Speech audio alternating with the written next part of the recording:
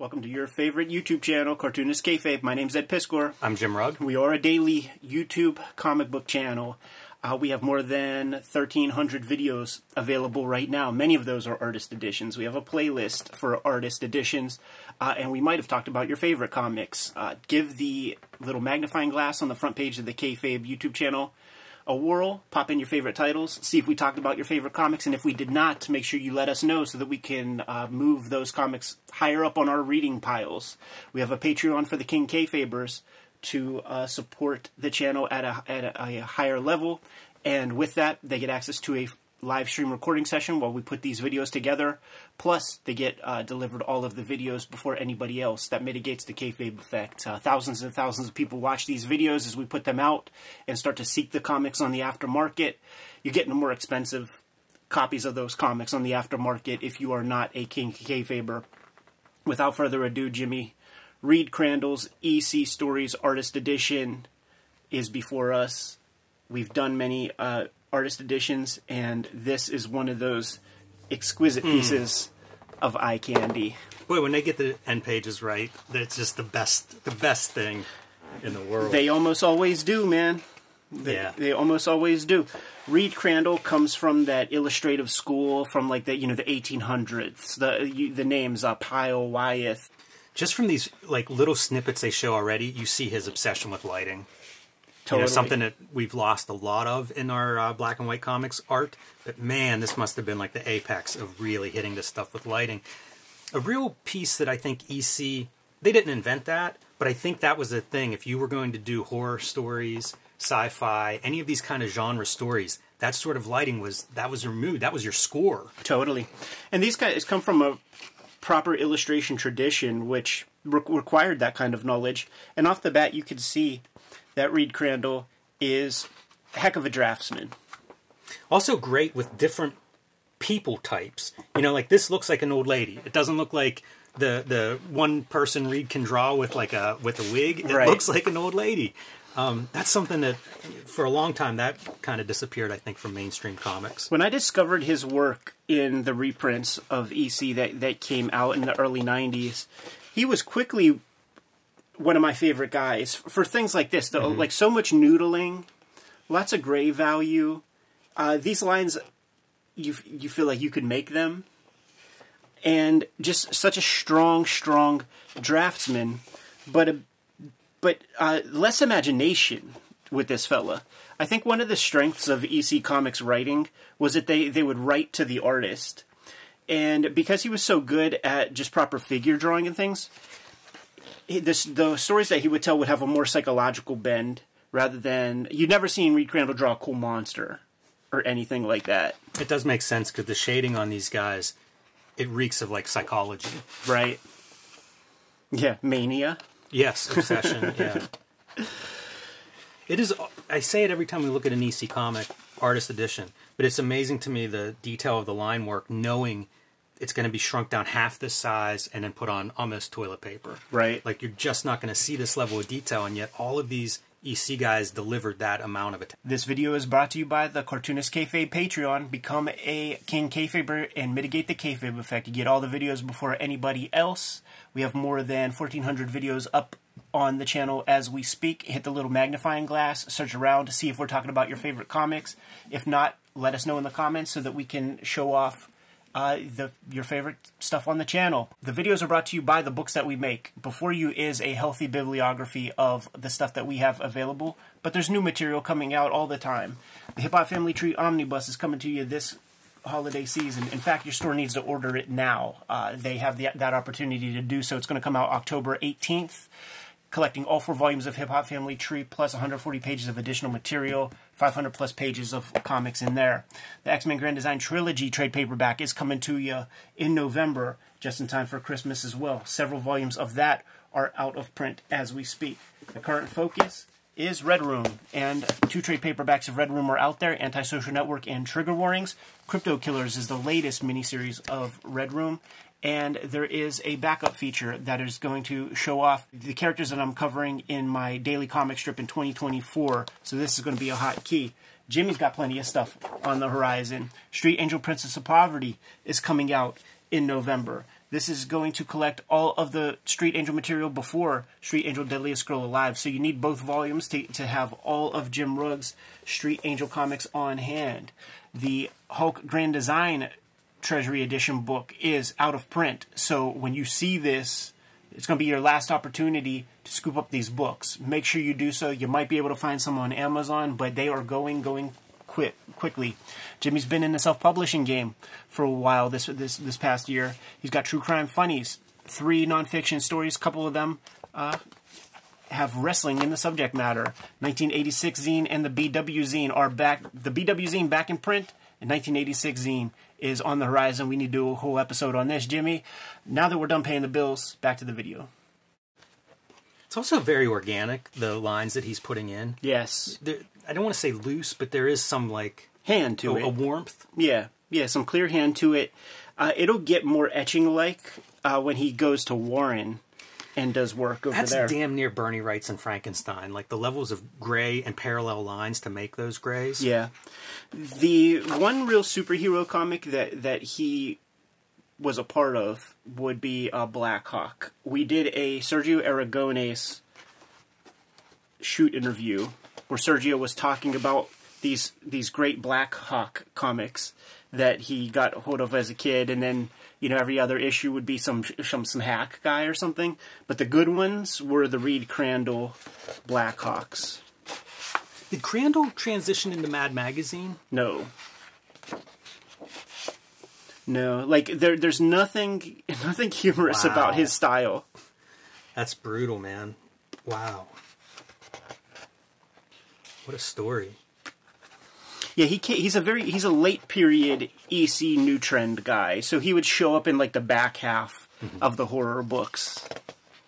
But he was there for the transition to piracy and Impact and those sorts of strips. See, this is like probably the most horror you're going to get from pretty horrific. Reed Crandall.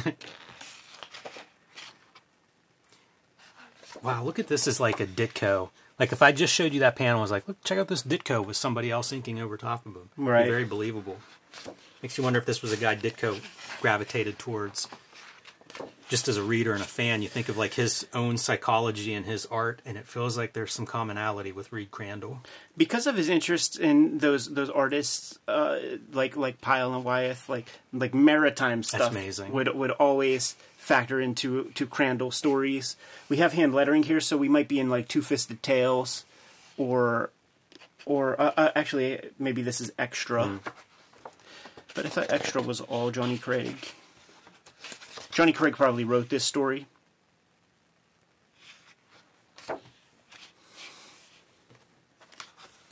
It's incredible that they kept this original art intact.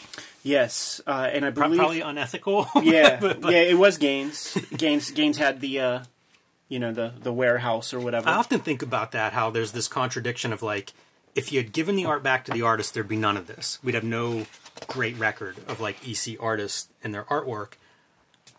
You know, so like on one hand, it's shit that they didn't get their art back to do whatever they wanted with it. But the flip side is like you preserved it for history. Sure. I guess like everything else, nothing, so little is actually black and white. Totally. Wonder where he's getting stuff for reference for things like that, like the huts on the water and stuff. That feels like something out of a National Geographic. Yeah. I don't know where else you would see that kind of material in the 50s. Very reference-heavy illustrator.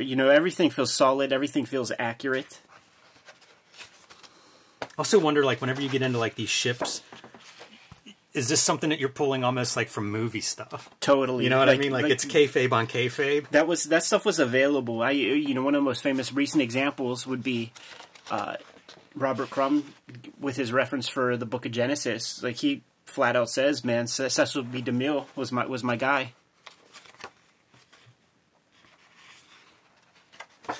It's funny that these comics were made, like after the Senate subcommittee hearings and stuff like that. These are the nice comics. You could see he's in his own. It's almost like that piracy comic was created for Reed Crandall to keep busy. You can also see certain stuff, like I feel like Mike Kaluta probably, big fan.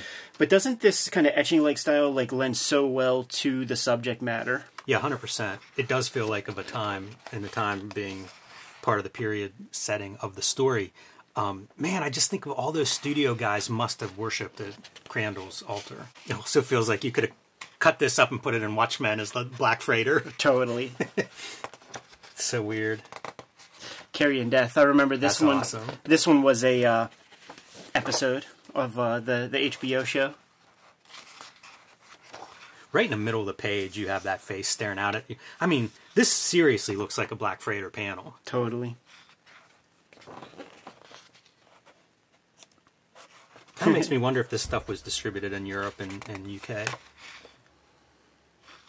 It's funny how much there's like overlap amongst the people that are working at that time period across comics. Right. Like I see it and go, oh, okay, I'm looking at this, then I project it onto all these other places. But if you found other comics from like the UK in the 50s or 60s, it'd be a similar sort of treatment, probably because they were looking at similar illustrators. Totally. And like the UK comics, like the stuff in 2000 AD, had this level of rigor. Yeah. You know, Bernardelli, there's like a couple of these names that haven't transcended much beyond, and I know I said his name incorrectly, but if you've seen these comics, like they would blow you away. Stuff. Yeah, dude. Like these panels that are just really, you know, they're not some literal like, oh, set up the photo. But it does come from a filmic tradition. Mm-hmm. Would you agree? Yes. Like this panel would not be drawn in the 30s.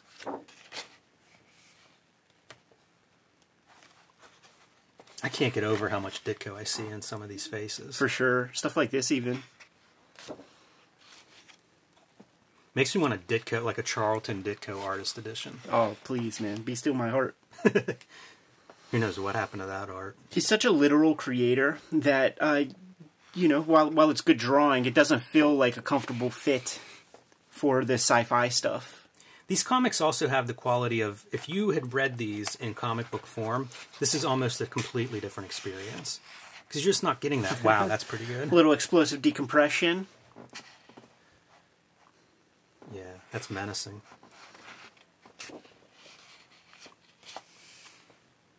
It's funny because some of this stuff, it's like, oh, it could be a romance comic or a crime comic. Right.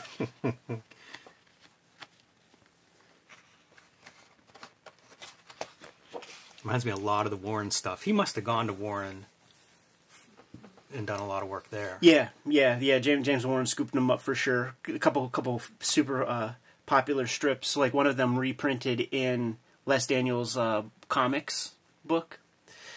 A lot of whiteout on the pages of this one. Makes me real curious about what was up with the hand at that point. Because there's a lot in weird places. There's a lot above the panels. Like, I wonder if there were panel borders that were different that he changed.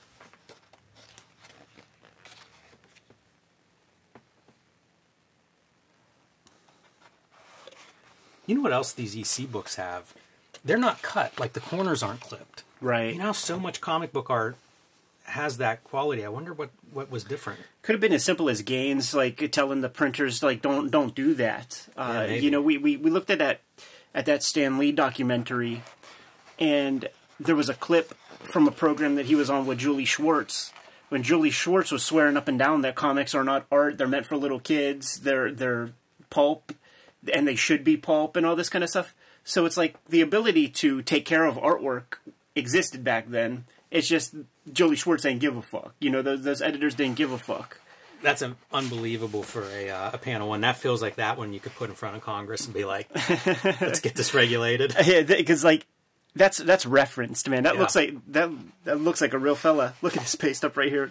This looks like somebody else drew that. I was gonna say it looks like the DC. That could be a Julie Schwartz. Right. Put a monkey on the cover. By the way, you know, that's a good Suicide panel. It's a remarkable spread. You know, the intensity's so great. Guy's just running around talking about I killed a woman. Right. It's intensely paranoid. It's you know, there's Klaus elements to something like that. The melodrama of it. I love the nighttime setting too. Shadows are so heavy on this. That's exciting seeing the methods and materials at play. Tone coming in.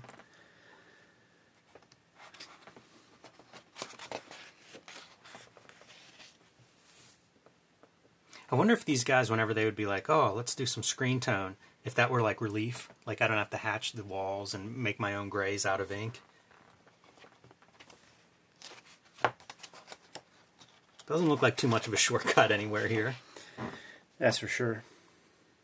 Whenever I would study these guys deeply, I would look at stuff like this where it's like, figures prominent, how do you squeeze in any sense of background?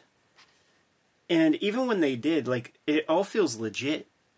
It does, although it is very basic. You know, like that feels like a legit piece of furniture. You know what's wild is if you look at this spread, the figures are either like this size or they're this size. Right.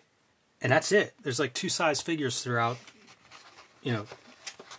12 panels there, 15 panels. Yeah, it would be Wally Wood who would codify the panels that work under these conditions. Like, look at that. You delivered a piece of paper with these very small areas where you could put some artwork.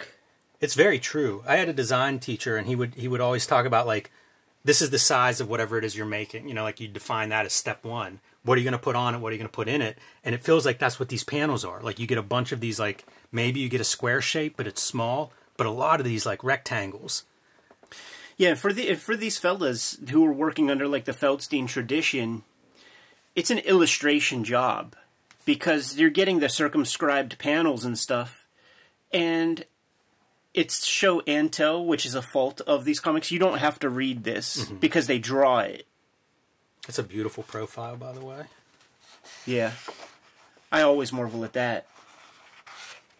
That was one of those short list of things. Like if you look at any of those correspondence comics courses, you kind of have a list of what you got to draw to be a working cartoonist. And A Beautiful Woman was one of them. You even see like Basil Wolverton will do that, where it's just like the most horrendous looking everything, monsters and atmosphere, and then there's a beautiful girl like in the middle. His version of a beautiful girl, by the way. Just an elegant piece of illustration. I mythologize Reed Crandall in a certain way because for what comics was at the time, it's like he's too good.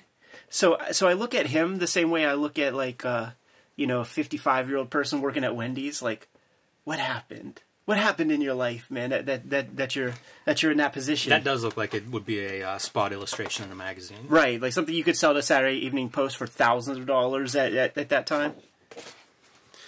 Because I just never get the sense that Reed Crandall likes to be drawing comics. There's no sense of joy or fun in any of his work. You could look at a Wally Wood or a Jack Davis and say like, yeah, they're into this. But I never get the sense that he's into it because it's all so literal. There's a real flawlessness to that literal quality. Absolutely, which lends to the proper like Mad Men, Madison Avenue illustration career that would be much more lucrative than being in comics at this point in time.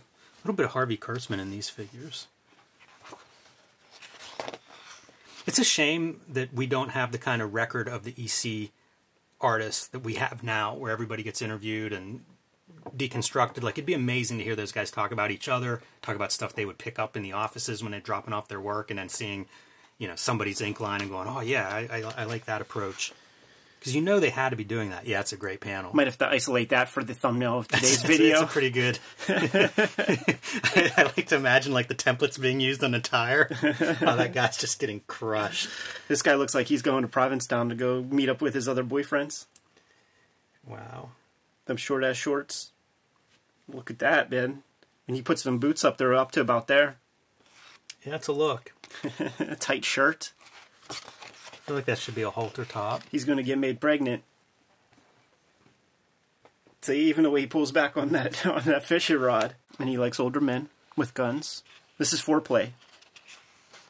See, like, look at that hip swivel, dude. His pants are down. Look at that hip swivel. There's a lot going on in this. I think there's some context here, man. Legs akimbo. Look at the lighting stuff. That's incredible. It's out of left field. Yeah. This panel, there's no other panels in this strip that looks like that. And then whenever he decides to go hard black and white, it really pops. Yeah, and there's other interesting choices like all this rendering, but like none right there. If it creates an unfinished look.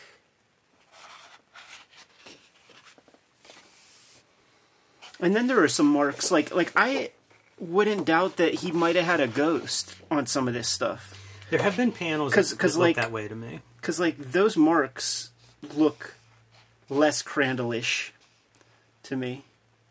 He certainly may have worked in a studio where you would pass pages around if there was a deadline coming up or anything. And then all this stuff back there feels less Crandall-ish to me. We got to this page, and it's like, oh, kind of a payoff, you know? And you get to see the murky lines of the underwater stuff, and it makes me think, like, is that planned from the very beginning by him? Like, does he look at the story and go, okay, we're into these underwater scenes, save this visual effect? Because it's really great as underwater. Yeah. That almost looks like sci-fi. Mm-hmm. So now we're forcing our guy, Reed Crandall, into actually doing some cartooning under the tutelage of Harvey Kurtzman and Two-Fisted Tales. Man, you know, it's well known that EC paid well, but there's so much work that has to be done before you even start drawing to make this panel happen. Horse reference, elephant reference, like Roman soldier reference, you know, these African tribesmen shits. Like, there's a lot of stuff that you need to figure out before you even get to drawing. Do you think whatever this is referencing is also the reference for, like, Thor costume? Yeah, maybe, man. When you see them circles, right? Yeah. Because they always struck me as an odd Kirby-ism. Right. But then you're seeing plates. It looks like it's from something. Yeah, that's like the precursor to chainmail or something. And when I say that Crandall was forced into being a cartoonist, he's working under roughs and thumbnail drawings that Harvey Kurtzman is laying down. Kurtzman is pacing this out not like a piece of illustrated prose, but he's making a comic out of this stuff. So all the decision-making early on is Harvey Kurtzman, and then Reed Crandall is being tasked with doing the beautiful finish over top. So it would be Kurtzman's responsibility to turn these great illustrators into actual solid, good comic book makers, which is two different jobs. That's a wild story, and it does look like he's moving pretty fast by the end here. Yeah, and maybe like real going heavy, because like you could almost see the Kurtzman underdrawing on a piece like that. But then when Crandall's allowed to be Crandall, he's going to do some noodling. That's a great piece. I love the use of the gray lines for your background and then the black and white for the foreground. Super atmospheric. Soupy skies. Good tree textures. This would be a paste up from Johnny Craig, who would be the principal artist on the Vault of Horror comics. I do think that was a sad thing, though, that they would kind of... you know, have Graham Ingalls draw all the old witches, and have, at a certain point, have Jack Davis do all the Crypt Keepers and the Johnny Craig paste-ups. It's like, let's see what a Reed Crandall Vault Keeper looks like. It is kind of a weird choice, too, because that feels like a branding, like a character licensing thing, and I can't imagine that was at the front of anybody's mind in the 50s. Yeah. At least at EC. Maybe it was. I mean, you're in an industry where you do have the Supermans and Batmans and stuff around, and stuff, so yeah. Maybe it was something they thought of. A little white out for effect here. Pretty cool. I notice going through this, there'll be things that I see, and I think like, oh yeah, that just doesn't, nobody draws that anymore. Like a night sky where you're going to do some of the atmosphere in drawing. At most, you might get a couple lines for a cloud or something. Yeah. But you're not getting that kind of thing where like, oh, I'm going to color this whole sky. But with the black and white drawing. The fact that it's twice up, too, and doing that kind of close hatching, like, what does that printed book look like? He's deep enough that he should know how it prints at this point. Yeah, you'd think so. These kind of shadows on the tombstone's really great. It's almost an open panel. Especially, you think about a Crandall, and this is all grass. Like, he could have done this for this, but he chose not to. Oh, my goodness. See, this is like the kind of energy that I remember from his work at Warren. This very etching, like Sherlock Holmes, Victorian era type of texture. We mentioned a couple times where it's like, oh, that looks like he's going pretty fast. I look at this and think, okay, this company pays the best. Yeah. Maybe that means he gets to spend 2 or 3 times more on this page than typical, because this is just a guy exploring. And when you're dealing with the other EC artists, and if you have any kind of ego, you don't want to be the dog turd of the 4 stories of that issue. You know? No, and there's probably real fear, depending on your age, of like, oh yeah, if my stuff's weak, maybe I don't get another story. What's crazy, though, is that there's never really a turd in any of them. Like, none of them ever look bad.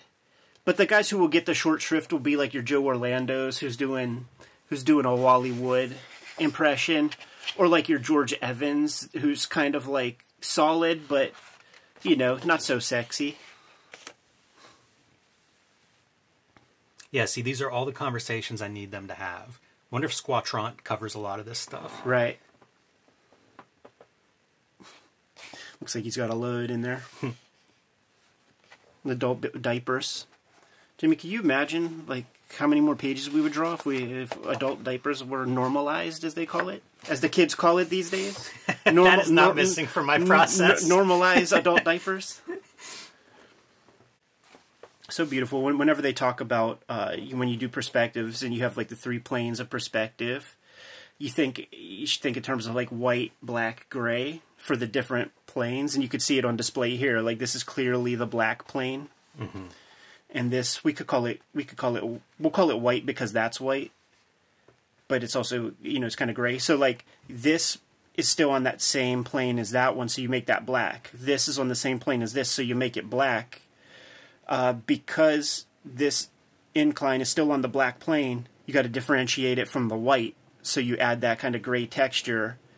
This is white, so you got to make that white. But you would have to do that anyhow for the lighting on the inside. So that's like a lot of the thought process that goes into breaking down these kind of... And you see it really well in the column because this is round. Yeah. And that's what you see in those drawing books is always like drawing that cylinder. Right. Lighting it. And that's what you kind of get there as to where that light source is coming from. Yeah. Very cool. Neat. And there's your Jack Davis slipped in there, but then you put your Crandall over top. Though that barely looks like Crandall. I'm a sucker for the EC artists. Sure. I'm a sucker for them. So, like, whenever they put out a fresh EC artist edition, I gotta scoop it up. And once again, this is Exhibit A and B for EC Comics creating piracy as a vehicle for Reed Crandall to shine and do what he does best. Man, his drawing lines are so good in the water. Yeah, if you isolated those, you could think of those studio guys. Mm-hmm. Kaluta marks, Wrightson marks, for sure, Jeff Jones marks. Wow. Maybe that's the thumbnail.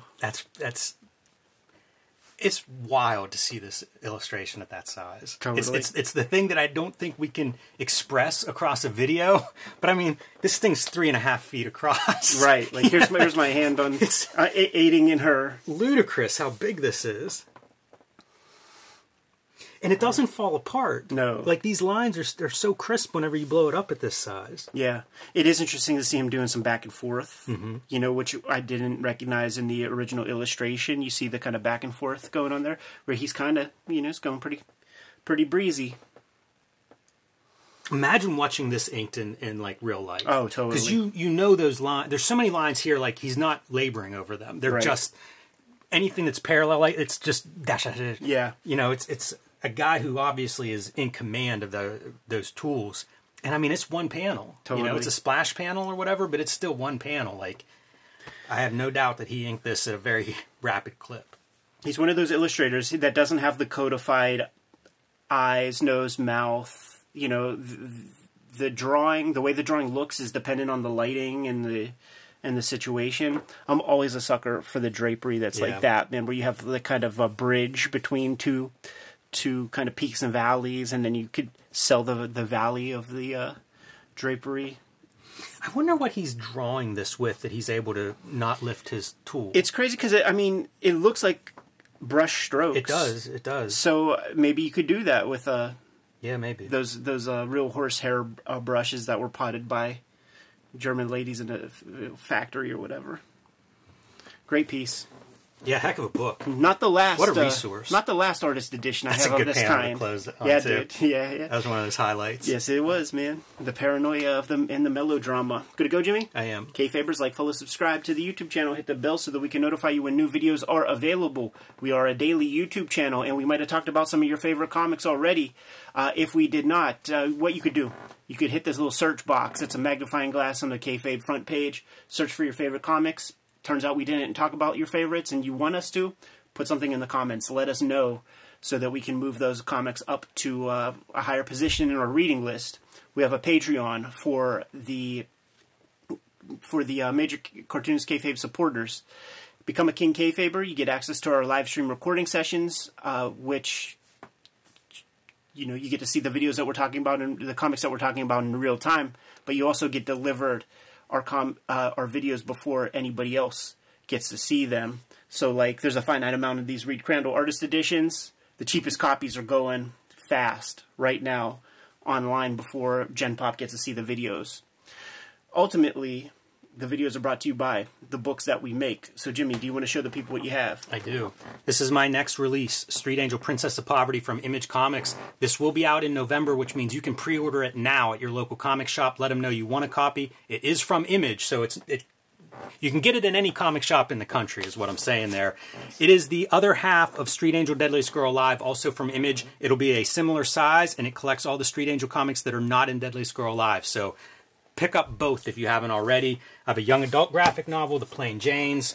I have the Hulk Grand Design, which I believe is out of print. So pick that one up at your local shop if you haven't already, because those might get very scarce and hard to find. I also have a couple of new zines out. The BW zine and the 1986 zine celebrating the black and white explosion of the 80s. And True Crime Funnies, my self-published comic book, is back in print and will be available online soon. If you haven't already picked that one up, check out my website or my Patreon, patreon.com/JimRugg, where you can read those. The Hip Hop Family Tree Omnibus is being solicited now. This means that your comic shop has the ability to order the thing, and we had to hit the print button some time ago. So there are a finite amount of copies of these out there. So many of them have already been pre-ordered on Amazon and other places online. Make sure you talk to your comic shop to order this thing if you have any interest in scooping it up. 500 plus pages of comics, 140 pages plus of material that is not in the first 4 volumes of Hip Hop Family Tree. 10th anniversary of my series, 50th anniversary of the culture. So we had to do it up in supreme fashion. Please scoop this up. It's the best book that I've made to date. Another holiday effort that will be coming out in November is the trilogy of X-Men Grand Design. Taking all of my X-Men Grand Design comics, putting them inside of one handy-dandy trade paperback. Some of these volumes are out of print at this point, so it'll be your way to get all of my X-Men Grand Design in one clip. Good stores are going to have WYSIWYG, potentially, but I think it is out of print, technically. The current focus is Red Room. There are 2 trade paperbacks of Red Room out there right now. Antisocial Network, Trigger Warnings, and the latest round of Red Room comics is called Crypto Killers. 3 issues of that are out there right now. I'm serializing a daily strip that will be coming out in 2024 to early adopters on my own Patreon, and this is the first appearance of those characters. It's a backup in Red Room Crypto Killers number 3. Not the only ways that you could support the Cartoonist Kayfabe channel. Jimmy, will you let the people know? Subscribe to the Cartoonist Kayfabe newsletter at the links below this video. You can also find Cartoonist Kayfabe t-shirts, merchandise, hats, mugs, stickers, and more at our spread shop. That link is also in the show notes under this video. All good ways to support the channel. Give them those marching orders and we'll be on our way. Make more comics.